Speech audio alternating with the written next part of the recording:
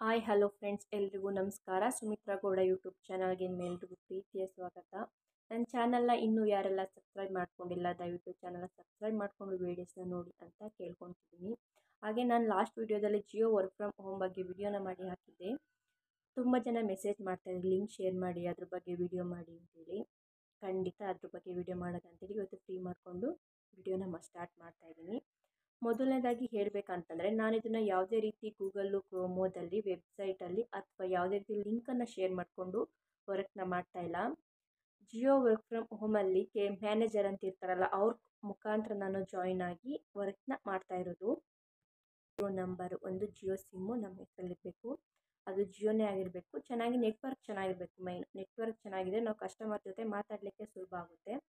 So ಅದು ಮತ್ತು Aadhaar card, PAN card, bank details, amount credit ಆಗಲಿಕ್ಕೆ ಬ್ಯಾಂಕ್ ಪಾಸ್ಬುಕ್ ಬೇಕೇ ಬೇಕಲ್ವಾ. ಇದು 100% ಜೆನ್ಯೂನ್ ಆಗಿರುತ್ತೆ, ಯಾವುದೇ ರೀತಿ ಫೇಕ್ ಆಗಿರೋದಿಲ್ಲ. ಜೊತೆಗೆ ಯಾರಿಗೂ ಕೂಡ ಒಂದು ರೂಪಾಯಿನೂ ಕೊಡೋ ಹಾಗಿಲ್ಲ, 1 ರೂಪಾಯಿ ಅಲ್ಲ 25 ಪೈಸೆನೂ ಕೂಡ ಕೊಡೋ ಹಾಗಿಲ್ಲ ನಾವು ಈ ವರ್ಕ್ನ ಮಾಡಲಿಕ್ಕೆ.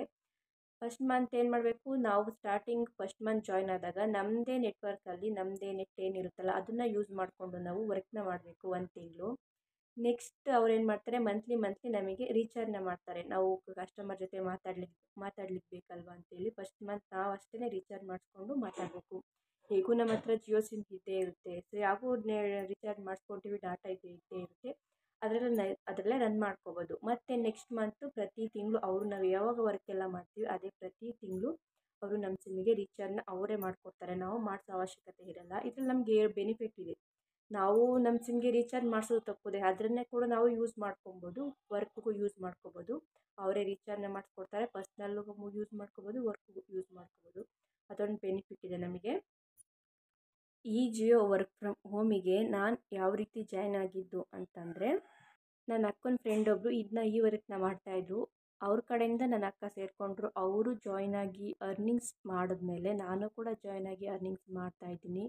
ನಾನು ಮೊನ್ನೆನೇ ವಿಡಿಯೋ ಅಪ್ಲೋಡ್ ಮಾಡಬೇಕಿತ್ತು, ಬಟ್ ನನಗೆ ಯೂಟ್ಯೂಬ್ ವಿಡಿಯೋ ಎಡಿಟ್ ಮಾಡೋದು, ಹಾಗೆ ಮನೆ ಕೆಲಸ, ಅದ್ರ ಜೊತೆಗೆ ಜಿಯೋ ವರ್ಕ್ ಫ್ರಮ್ ಹೋಮ್ ಕೆಲಸ ಎಲ್ಲನೂ ಸ್ವಲ್ಪ ಬ್ಯಾಲೆನ್ಸ್ ಮಾಡೋದು ಸ್ವಲ್ಪ ಕಷ್ಟ ಆಗ್ತಿತ್ತು. ಸೊ ಹಾಗಾಗಿ ವಿಡಿಯೋನ ಸ್ವಲ್ಪ ಲೇಟಾಗಿ ಅಪ್ಲೋಡ್ ಮಾಡ್ತಾಯಿದ್ದೀನಿ, ದಯವಿಟ್ಟು ಯಾರು ಬೇಜಾರು ಮಾಡ್ಕೋಬೇಡಿ.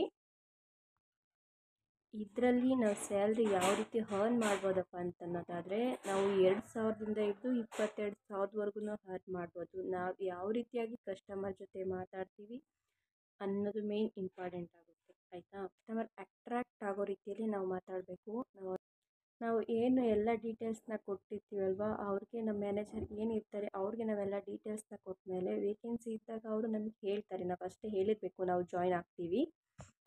ಮತ್ತು ಇದಕ್ಕೆ ನಾವು ಯಾವ ರೀತಿಯಪ್ಪ ಜಾಯ್ನ್ ಆಗೋದು ಅಂತಂದರೆ, ನಮ್ಮ ಮ್ಯಾನೇಜರ್ ಏನಿದ್ದಾರೆ ಅವ್ರ ಕಾಂಟ್ಯಾಕ್ಟ್ ನಂಬರ ನಿಮಗೂ ಶೇರ್ ಮಾಡ್ತೀನಿ. ವೇಕೆನ್ಸಿ ಇದೆ ಒಂದ್ಸಲ ಕೇಳಿ. ನಮಗೆ ಸ್ಟಾರ್ಟಿಂಗ್ ಮೊನ್ನೆನೇ 1ನೇ ತಾರೀಕು ಒಂದ್ಸಲ ಮೀಟಿಂಗ್ನ ಮಾಡಿದ್ರು, ಝೂಮ್ ಮೀಟಿಂಗಲ್ಲಿ ಮೀಟಿಂಗ್ನ ಮಾಡ್ತಾರೆ.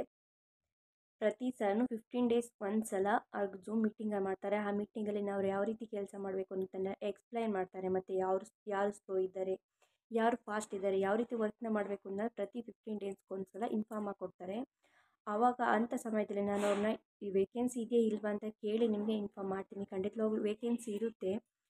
ಅವರು ವೇಕೆನ್ಸಿ ಇದ್ದಾಗ ನಿಮ್ಮ ಡೀಟೇಲ್ಸ್ನ ಅವರಿಗೆ ಶೇರ್ ಮಾಡಿ ನಾವೇನು ಅಪ್ಲೈ ಮಾಡ್ತೀವಿ ಒಂದು 15 ಡೇಸ್ ವೆಯ್ಟ್ ಮಾಡಬೇಕು. ವೆಯ್ಟ್ ಮಾಡಾದಮೇಲೆ ಅವ್ರ ಮ್ಯಾನೇಜರ್ ಏನಿದ್ದಾರೆ ಅವರು ಮೇಲ್ಗಡೆ ಇನ್ನೊಬ್ರು ಮ್ಯಾನೇಜರ್ ಏನಿರ್ತಾರೆ ಅವ್ರಿಗೆ ಕಳಿಸಿ ಅವರೆಲ್ಲ ಡೀಟೇಲ್ಸ್ನ ಓಕೆ ಅಂತೇಳಿ ವೆರಿಫೈ ಮಾಡಾದಮೇಲೆ ನಮಗೆ ಒಂದು ಪಾಸ್ವರ್ಡು ಮತ್ತು ID ಕೊಡ್ತಾರೆ.